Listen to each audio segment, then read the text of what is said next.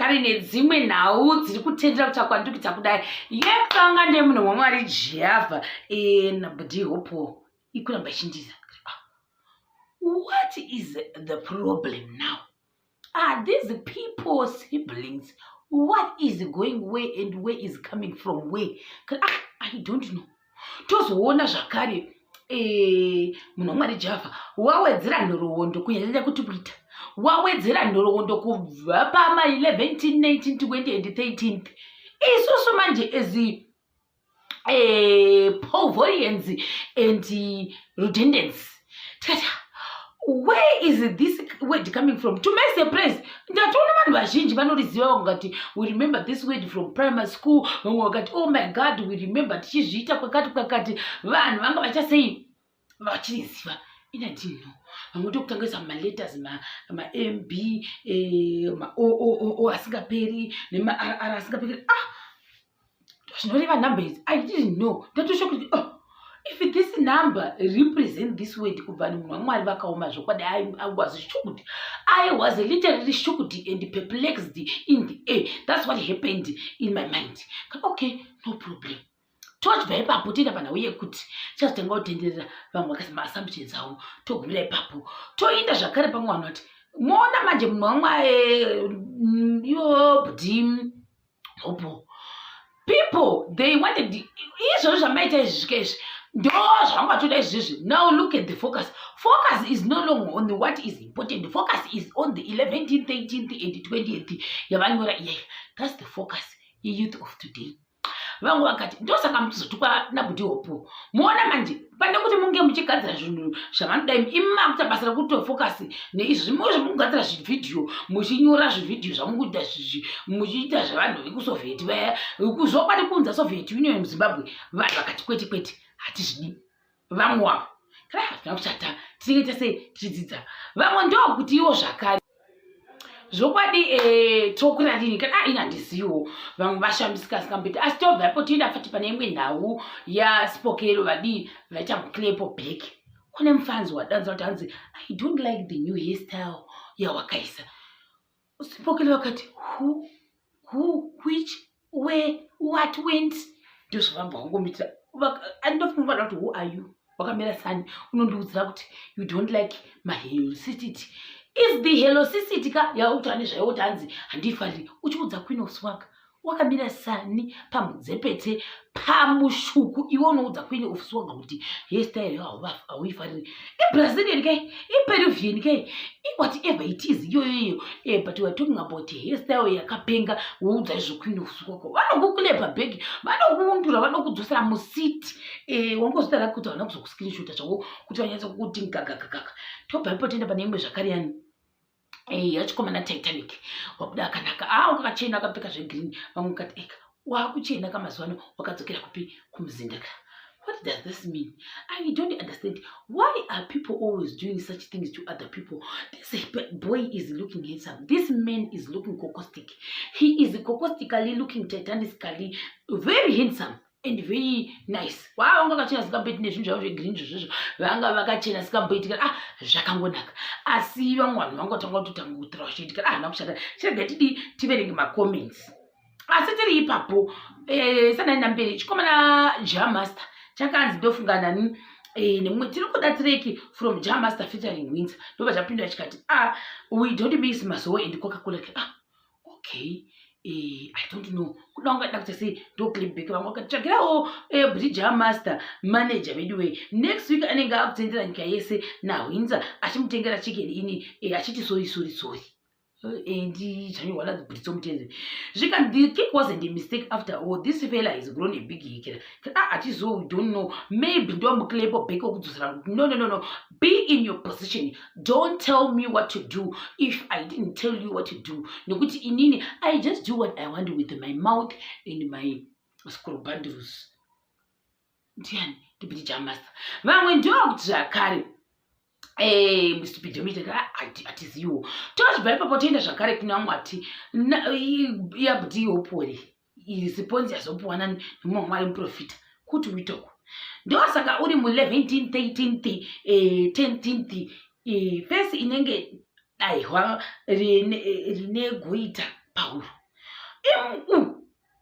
Ndinda uchifunga kuti hai mumwani wakanga ari pai atasa kuti dawa rinegoita dawa kunozere dawa ribhuruka dawa rinenge rakangovata dawa wanga kutoritsika negeja chaiko kutoritsika negeja kana kutoritsika kudaiwo nebhaketi kudai dawa rakangoita tozotoriripapo ndo dawa iri saka to the extent yekuti mumwari wangu waenda kunotsvaka dawa uchiona kuti dawa riri kutikwanisa kuti agoita when and how I don't understand.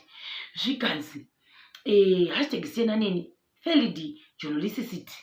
Who wants to look for GMO GMO donations through muatako kuma Zimbabweans and vanoita zvematongerwo enyika to sponsor wanani mumamali java kati wo hatizivi nekuda kwei asi chatendera chiri kutendera up to now chiri kutendera mumastreets kumatwitter nekuma avenues.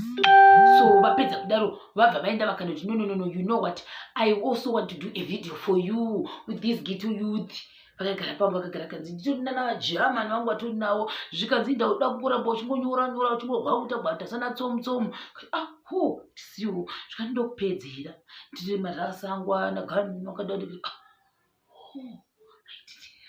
kudzidza gore zvidzidzo rakutopera kati gore ra 2020 tato muna December riri kutopera riri kutofamba manje sio nawo 15th 20th and Christmas tinge tipo zvikanzi nani macomments, why not leave, do what they want. If you want to fight the system, just do it. Apana nomanikidzwa kukumbira kuti ite izvo. The noise makers vanowana mari yekera vamwe wavo vanotsamwa ngavatsamwe asi vazvirwa chete.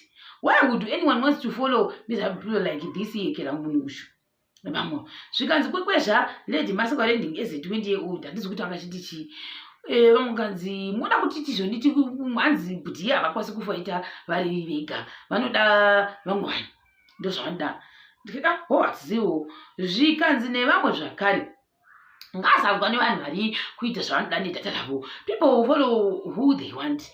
Iye ngavaite zvavari kubhadharwa nemaekerawo. Manje dambudziko rokuna rokuti I don't know where these people vanenge vachina macomments. I always put a disclaimer because handizivi opinions avo kuti anenge ari well versed nechi. Vanenge vane first hand information here pavanotaura kuti hanzi iwe wakumbira mari kumadhona. Handizozivi. Kuti vakaudwana kuti hanzi kukumbira mari kumadhona, unokumbira madonation. Handizivi. Vana tautavana nevanenge vachinzi mbinga vanhu vanoziva kuti totoziva pamusoro isu manje seveguzazazwa hatizozivi kuti zvozofamba sei kuti nga vachizivana makona avo vanazivana vana saka kuti vanhu vanoziva navo isu tinenge taitapweri hatizozivi kuti zvofamba sei ipapo nekuti vanhu vanga vachiita iwe kumbira mari hatizivi kuti vari kudzikumbira kupi ndozvanokwanisa kutaura.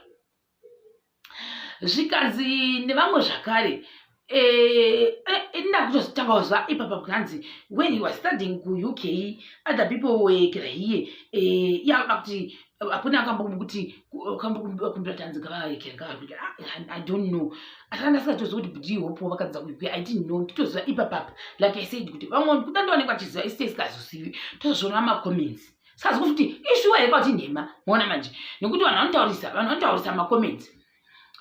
Zvikanzi vanhu vanoita how does one expect this zvikanzi journalisticity who am I kujaja ujournalist womwe munhu. I'm not a journalist saka handingazi kuti who is a good journalist and who is a bad journalist. I can't do that. Handizivi. Vamwe ndowa kuti zvakare tinorespekta vese vari viviri mwe nemumwe une mastrength akewo nakushata vamwe vakati agree mamude kuudzwa shuwa ndo yange yakangozara iyoyi vamwe vari timu nomwa jafu vari timu MrHopewell saka hanzi kuti zvichafamba sei ipapo. Zvikanzi imimi hanzi munoforowa munhu wamwari java makagara muzopuko nakushata tichikunda chiinda hanzi kuti wadiri ndiani manje tinenge takagara muzopuko tichifolowa vanhu vakasiyana-siyana ivava. Zvikanzi nevamwe zvakare munanda zvaanoda nefoni yake is not by force, is it by force nevamwe wavo. Zvikanzi zvatangira kupi? Zvakatangira kupost yakanyorwa kunzi kufolowa izvi umwe akati tinoagirana kuti MrHopewell 100% ndevamwe wavo. Zvikanzi people are wasting energy vachinene hard end data following comic charlatan fake agotic picture code nomwari java. and many others like him, instead of supporting and following people who are trying to bring necessary change. Zvinakushata vangu zvikanzi matumwa here zvinavameno kuti tingati kudi nenhau iyoyi, asi ndo yanga yakazara iyo. Zvikanzi zvakare panhau yemukomana yakapfudza vanhu vatatu vaive vamwe vakazengewo kuti vachiya aiwa haasi hanzi varume vatatu, kwanzi murume mumwe chete nemadzimai vaviri. Zvaitama ndezvokuti mapeji akasiyana-siyana anenge ane different information. Ndosaka ndizoita disclaimer zvakare kuti I am not so sure manje, nekuti uyu wataura information yake, uyu wataura information yake, ndozvinoitika. Uyu wanzwa kuti ndofunga vanhu vatangwa vano makore akati, mangwana acho pundu wanzwa makore akati, asi chandabata so kuti ndechekuti vanhu vatatu, ndikangomira pakuti vanhu vatatu, zvemajenda tombomirira ipapo, asi chandozoti kuti hanzi mukomana uyu wati hanzi munhu wandada kutageta chete paipai vanhu vaiita murevenge kuna baba wake vakauraiwa vaive munhu wani. Asi vamwe handisi kuti mweya zvina here wakazomubata akazopfudza vamwe vacho 2 hanzi vaitomufarira vanhu vacho ivavo. Ndo zvandokwanisa kutaura panhau iyi. This is it right here. This is what MrHopewell meant. Now we are busy focusing in 11th, 13th, 10th. That's what his whole point in the first place was. Kana hatizoziviwo tete tapwere, asi chachakazara ichochi chachakati papapapa ichochi. Vamwe vakati munhu wamwari chavana chaatadza kupindura izvozvo nekuti ndiye watangwa, saka wapindurawo zvaada. Zvina kushata, asi tiri kudzidza mumatheorism and theoreticals, tinenge tichiona zvakasiyana-siyana.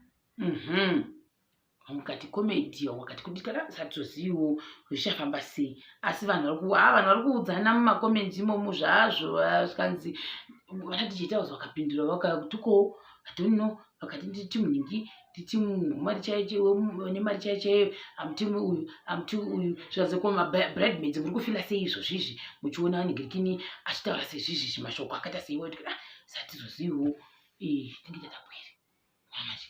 Asi kune kuda kwe vanhu kwachikudza kuti munhu wanga chabva indai ndona mwana wenyu kudza munhu ndinoona munhu kumuona kana pafoni vanotokura paya kana mutozomuona toti samu kana utozomuona paSkype futi zvongoita futi zvokuona mwana paSkype totaura naye futi zvongoita. Ndinokwanisa kutaura hangu, tichakubata zvakare pachikamu chinotevera.